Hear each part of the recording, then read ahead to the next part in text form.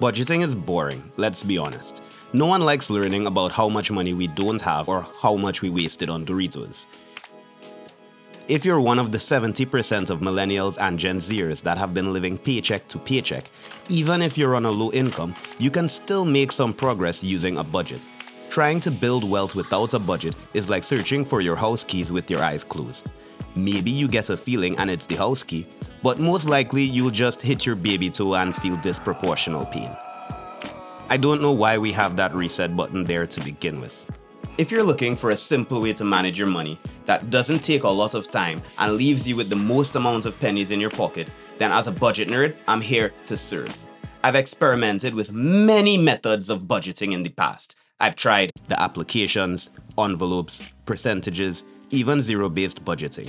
And I found that the most important thing to making a budget work, especially if you have a low income, is awareness. Think of how easy it is to budget anytime you're under financial pressure.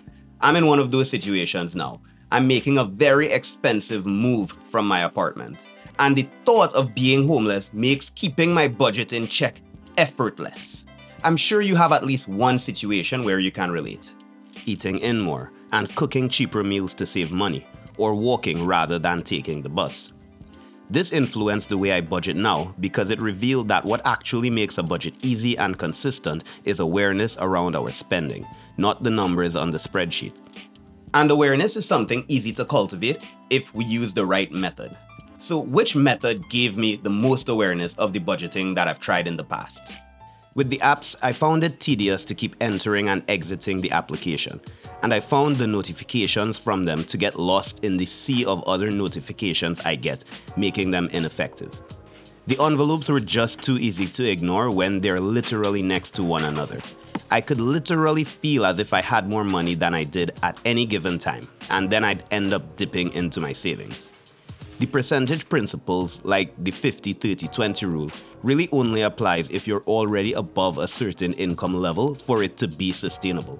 At low salaries, it might be impossible to have your living expenses below 60%, which is a sign of a much different issue than budgeting mistakes. And the zero-based budget felt too restrictive to me, knowing that if I wanted to extend my night out or go out for a fancier dinner, that all the money was already spoken for. So here's how I manage my finances now, with the most amount of awareness consistently so I can keep making the right financial choices, but without all of the tension. I call it the A system. Basic name, but effective. It allows me to stack away savings, then refocuses my attention to my spending so I won't have to use cards or dip into my savings. The zero-based budget. First, I distribute all of my expected income down to the very last dollar, so it's technically already spent on the spreadsheet before I even have a chance to touch it. This is broken into 3 categories: essentials, non-essentials, and junk. Essentials are all of the non-negotiable things that I expect to pay every month. Things like rent, groceries, vehicle gas, and it's important to know that my financial freedom is here as well, so my savings is in my essentials. Non-essentials are things that make life easier to live but aren't absolutely necessary. Things like entertainment and dining out, and laundry. I use a paid laundry. I do have clean clothes. Junk is everything else. Doing this helps me figure out what my financial health looks like, so I'll know exactly what I can and cannot do no matter what during the course of the month. And the goal here is really just to make my expected income figure match exactly the number at the bottom of this sheet. I do this once a month before my salary comes in, so I can adjust it to meet whatever new things have come up. But in order for you to do this, you'll need to know what everything costs and create some space in your budget for things going wrong. I use a miscellaneous fund. It's really important to do this so you can have awareness of your overall financial health. I find that a lot of people are very hesitant to do this because of all the expected negative emotions that they expect to get from seeing how broke they actually are.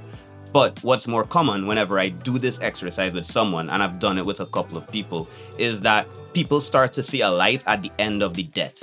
They start to see an opportunity for them to actually finally have a personal savings account and start to save money for a rainy day. You just need to take about 30 minutes to sit down, list out everything that costs money to maintain, and add those up. That includes sending money to family, donations to charity, gift giving, etc. just to give yourself a real idea of what things cost. So you can use that information now to compare to your income amount, and you can actually make an action plan from there. Step 2. Pay yourself first. Here I transfer the full amount I have as my saving goal under financial freedom in my spreadsheet to a separate account, and then I pay all the single digit items. For example, I'll pay my light bill, my gas bill, all of these things. Now, if you have loans, here is where you'll pay the loans as well.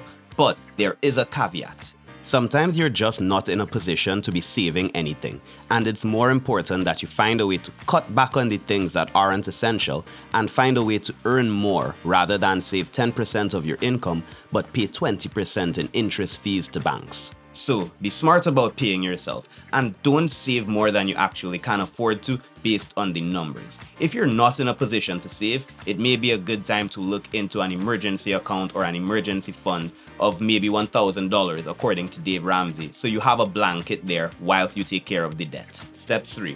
The weekly balance method. After paying myself on all my bills, I draw up a weekly balance that I'd like to hit, and I try to keep that in my awareness throughout the course of the week. Having a smaller time period between refreshing my finances makes keeping it in my awareness easier than monthly or bi-weekly. Ideally, it should include everything you plan to spend for that week: grocery trips, eating out, random snacks. This amount could be about a quarter of whatever you have remaining after everything is covered, or even more if you're having a big week financially. But realistically, chances are high that you're gonna cross your budget in the first few weeks. If you're new to the weekly budget or budgeting in general, you just don't know how much it costs to be you for a week, as well as how much your moods and emotions can really affect your spending. By the end of a month of spending like this, you'll have so much better of a grip on how you spend money.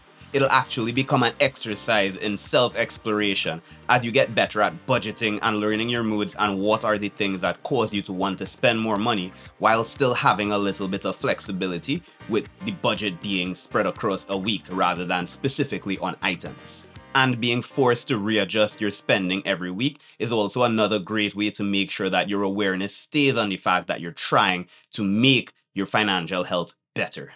Oh, and for sure, smash the subscribe.